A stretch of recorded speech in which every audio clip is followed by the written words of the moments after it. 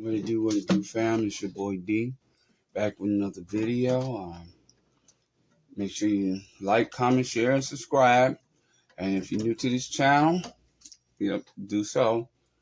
And if you're not new, then you know what this channel is about to do.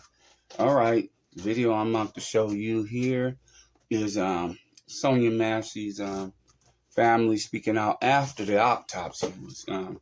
And they did the autopsy the other day. And I read it out, and so they're, giving their, they're answering questions, and I commend this family because they are strong, they are courageous, you can tell they're God-fearing. So let's watch the video, and then leave your comments in the comment section. DIA.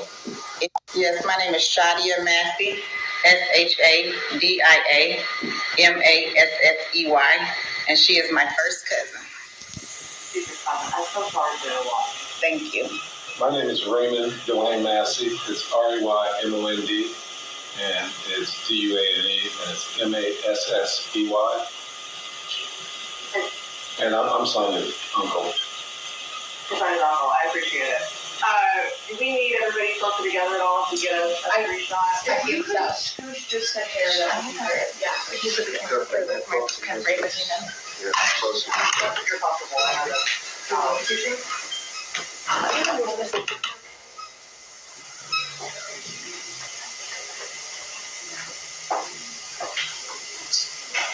All right. Well, thank you for the multiple press conferences. We've been following them in detail, and the interest in this Massey's case is, massive, and so we really appreciate the insight. We know it's not easy to talk about this, so we don't take it lightly.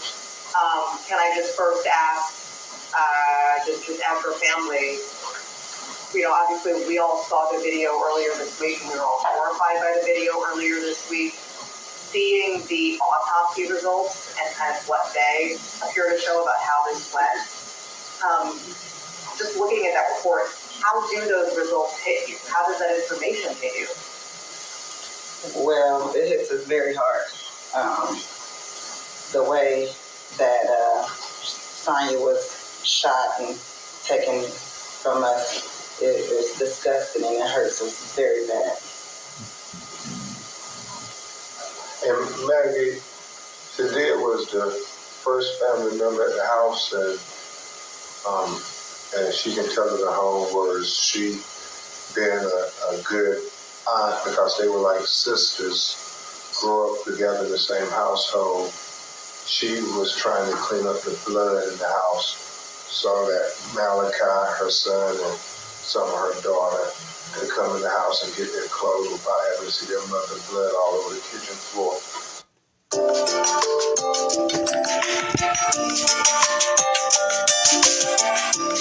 So why don't you say that in your own words? Okay, so my niece and my nephew, they wanted to go to the house because they needed some belongings out of there, and no one wanted to go to that house to clean up that mess. But they needed to get in there, so I would do anything for them. And so I decided to go out there and clean up the crime scene. Mm-hmm. And walking into that house, I just felt her. I felt her. I felt like I knew what happened to her immediately. When I get to the kitchen and I see her blood laying on that floor, it broke me down. But my main focus was to not let my niece and nephew see what happened to their mother on that floor. I just wanted to say that the video was horrible enough, but to be misled on how things transpired is even more hurtful, and it just makes that pain a lot deeper for our family. I so appreciate it, sir. If we can try to keep, I think, the camera stagnant on the two family members, is that okay? Yeah, we fixed it on our end. I so appreciate it. I know it's not easy, guys, so we'll keep that camera as is, if that's okay, but I think we're going to try and use the questions and answers.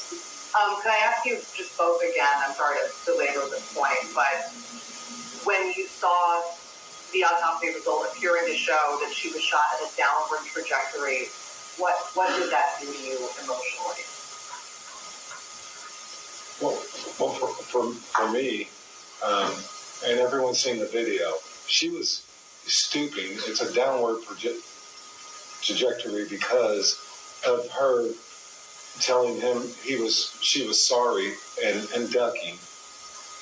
And she was just trying to get out the way. I can almost see, like, she was trying to get out the way.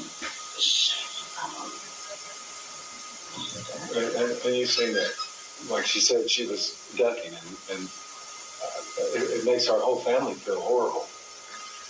Yeah, and that coupled with the fact that he took 2 to 3 steps over in the video where he can have a direct shot at her. And another thing is that I heard the first 2 shots in the video, that those shots didn't hit her. It's like he reached around to purposely hit her. And that's the hurtful part. I feel like if he felt he made a mistake, that 3rd shot wouldn't have went off. The one that took her eye. There was no humanity, there was terrible things that was said even after the fact, as she's laying there on the floor. That's hurtful, very hurtful, and I don't know. The way that she was shot in the autopsy report, we kind of already knew what the autopsy was going to say. We kind of already felt, from watching the video from the beginning, without the blurs, without everything, we kind of knew. We didn't know where the shots went in and came out, but after watching that video the first time, we kind of knew what the autopsy would come out to be. Sonya was a very, very peaceful, loving person. And not even that situation, but she wouldn't aggressively, call people names, or she was always just beautiful, loving, caring. I love you, I love you, I love you. That's kind of a massive thing. We love everybody. So they probably heard me all over the world tell me, I thank y'all, love y'all so much. Sonya's last words to the person that killed her was, I love you. That was us. We still loved very hard. And I'm sure Sonya still felt the same way. Can I ask you, and this is obvious, but if I could just get you to kind of sort of drill down on this point, you're not just shining a spotlight at the video, you're not just shining a spotlight at the autopsy report, you're shining a spotlight at Grayson's past. I would say not only that, I mean, we need answers we need all the answers. We're not just looking for some answers. We need all the answers. What stands out to you most from what you've learned about this house? Well, I would say for me, it's what stands out the most is how heinous it was and how disrespectful it was and the world's seen the video, so that's what hurts me. And I just feel like he should never have been hired as a sheriff, and that is the most that is standing out for me. That is the biggest part for me. How did he even come to even get to this point? When you look at his record, you mean? Yes, ma'am. When I look at his record, yes, ma'am. There were so many red flags. Yeah, which of those, and I guess I'm asking about the employment record and also his criminal conviction. What, based on everything that you've uncovered, which seems to be quite a bit, what stuck out to you as far as like his time even before joining this sheriff's department? Like when you're looking at all these things that you say red flags, which red flag stood out to you the most? The fact that he had 2 DUI convictions. The fact that he had been not discharged in the normal course with the Army, that they found he had serious misconduct. The fact on his questions for his employment, he admitted that he drinks a lot of alcohol. he also, before he got hired by Sangamon County at Logan County, they had two unfounded allegations of him engaging in misconduct. The question that the family has is, did he have any alcohol or drugs in his system on that night that he shot Sonya Massey in her face? Yeah, can I ask for relatives? Mr. Crum just listed some of the things that have made headlines from the deputy's past. As just people who, you're not in law enforcement yourself, nor am I, what did you think when you started uncovering all these details about his employment history and those red flags that you're talking about? How did that hit you?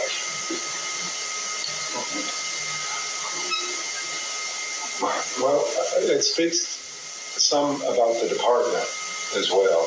I mean, should he, like Attorney Crump said, should he have been hired? I mean, I'm sorry, I lost my train of thought. Yeah. As you're digesting all of it, how do you make sense of that, I guess? I don't know I don't think we'll ever make sense of this.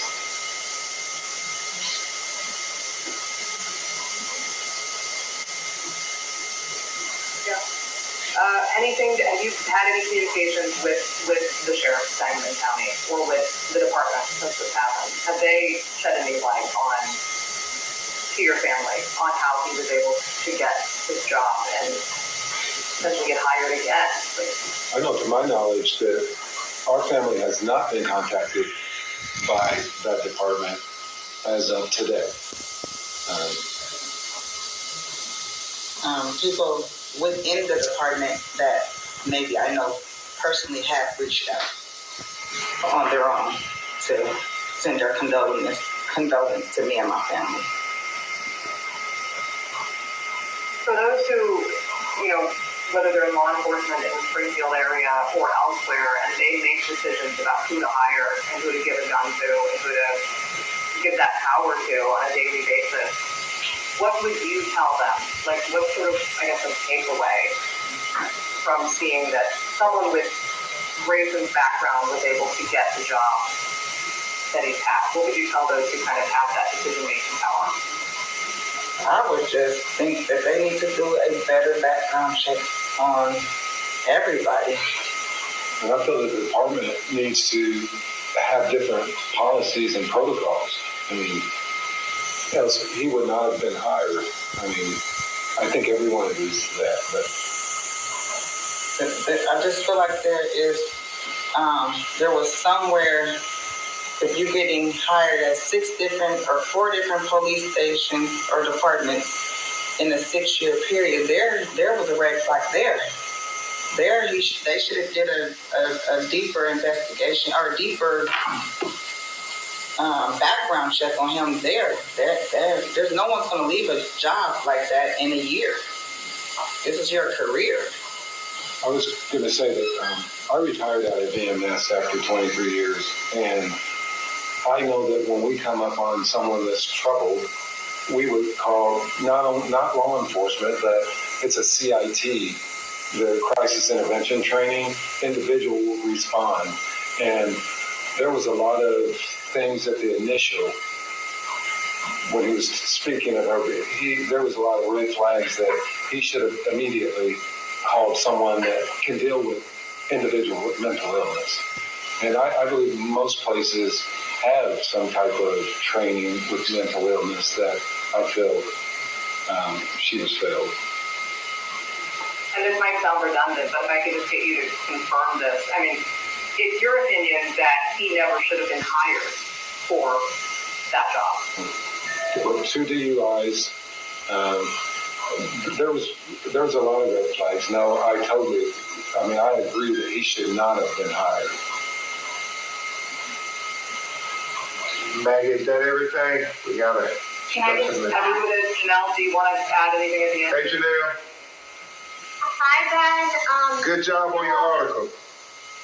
Thank you so much, and thank you for you all speaking with us. I know how difficult the time it is. I've been the one doing a lot of the reporting, unearthing the things in his background, and I just wanted to know, specific to Sonya's killing, do you believe that race played a factor, that had Sonya been maybe a white woman, he may have shown her a little more, or any consideration and treated her any differently than how he did?